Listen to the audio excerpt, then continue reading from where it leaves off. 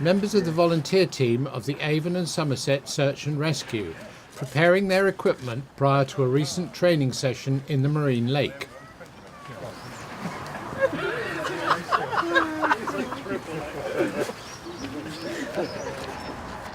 The group specialises in rescuing people trapped in or by water, and only last year this expertise was called on many times to help the victims of the flooding in the Somerset levels. Let's face it, I think it's a standard.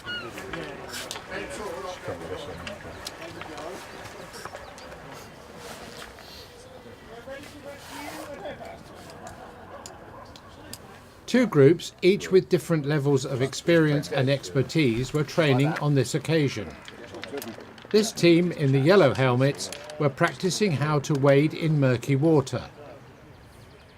They were also walking on a very uneven surface, which they couldn't see, hence the poles that they were using to feel their way. Right, crew.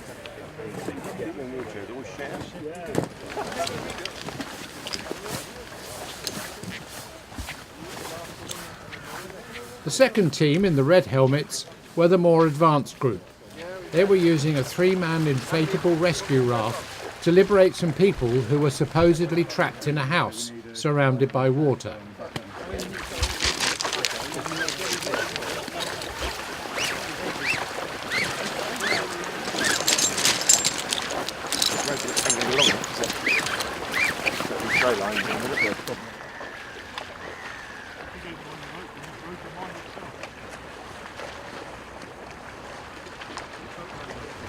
That's how you stand. This boat was found to be particularly useful during the flooding on the Somerset levels last year, as it was narrow enough to pass through the front door of a flooded house and allow the stranded victims a relatively dry transfer out of the property and to safety.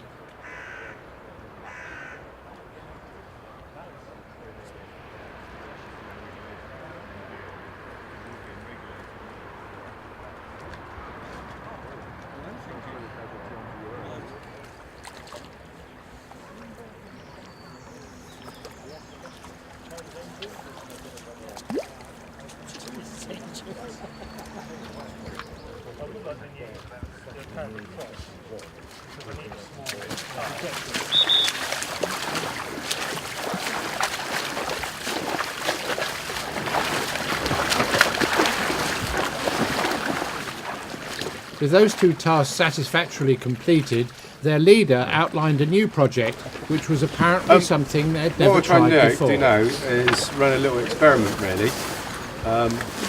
Now, talking to Pete just before he disappeared, he said if we did rock up to a nursing home or someone's house and encountered somebody in a wheelchair, we'd take them off the wheelchair and just stick them on the raft, and the person can reclaim on their insurance for a new wheelchair afterwards. But I just get this feeling that never say never, and if we don't ever train to stick or try it, even try it, if we don't try sticking a raft on the wheelchair and wading with it, the time we come across something like that, we might get caught out. So this is more of an experiment than seeing if it's possible than anything really. So let's just try see if we can get, and if we do encounter it and someone says, I really can't leave this wheelchair, how many people does it take to wade alongside, and so we know? If we lose the back end, I'm just holding it around the way. Right, ready to get front? Right, 1, 2, 3. Right, you've got the front. We're holding it here. So right, all right. Somebody come in and grab the handles. Yeah, I can do that. Everybody all right? Handles. Right, ready to lower? Ready to lower. Ready, set, lower. Cool. Right. Right, I think if we could come off with you, we're going to have to. The patient in the chair was Jenny, the only woman in the team on this occasion. She sat patiently in the wheelchair whilst the team worked out how to solve the problem of moving her and her chair to the dinghy, and more to the point, to see if the boat would stay afloat after they had loaded her on board.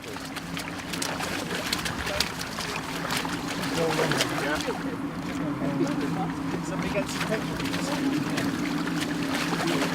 Forward a little bit.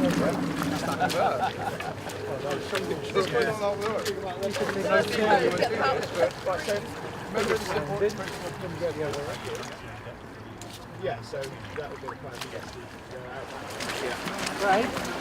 Her comment afterwards was that it was fine on the completely calm waters of the lake that day, but she wouldn't have been so happy in more choppy waters.